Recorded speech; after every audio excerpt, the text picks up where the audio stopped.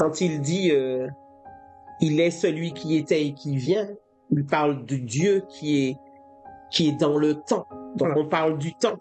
Quand il dit que les 7 esprits sont devant le siège de roi, on parle de sa puissance élevée en dignité. Voilà. Quand il dit Jésus-Christ, le témoin fidèle, on parle de son caractère. Exact. Quand il dit Jésus-Christ, c'est le fils premier-né, celui qui s'est levé le premier de la mort, on parle de la porte de la vie quand Jésus dit « Je suis la porte », donc la porte de la vie. Quand il dit Jésus-Christ, c'est le chef des rois de la terre, on parle de la royauté, de la suprématie de sa royauté.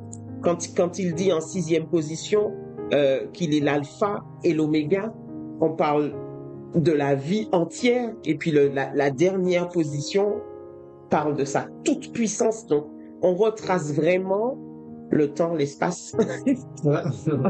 On occupe vraiment toutes les dimensions de Dieu, le temps, l'espace. Et puis, comme il me semble qu'il y a un verset qui dit que l'univers entier est rempli de sa gloire. Voilà.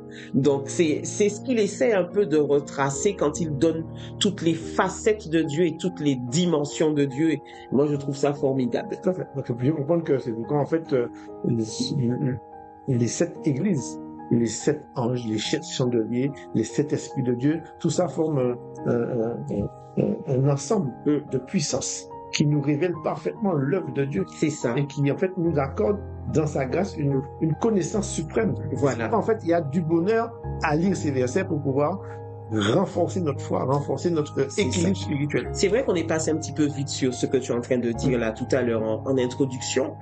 C'est un des seuls livres de la Bible, enfin à ma connaissance, où il y a une association. En fait, on nous dit que quand on va lire le livre de l'Apocalypse, on sera heureux. Heureux celui qui lit et qui entend les paroles de la prophétie. Donc, si vous voulez être heureux, eh ben, lisez le livre de l'Apocalypse parce que c'est une promesse. Et il me semble n'avoir pas lu ça dans... Il y a un autre verset. Honore ton Père éternel, afin que tu sois heureux. Oui, c'est vrai, celui-là. Mais là, on dit que, là, le fait d'honorer des gens, voilà. Là, on dit heureux celui qui lit et qui entend. Voilà. Juste le fait de lire le livre de l'Apocalypse et de l'entendre, si par exemple vous avez une version audio de votre Bible, l'entendre vous procure du bonheur. Donc, si vous avez un petit problème de dépression ou je ne sais trop quoi, eh ben, écoutez le livre de l'Apocalypse parce que il y a une promesse pour moi qui est magnifique, qui est attachée à ça. Tout à fait, qui est indéniable. En fait, c'est la parole de Dieu. Elle est oui et amen. C'est-à-dire qu'elle se suffit par elle-même.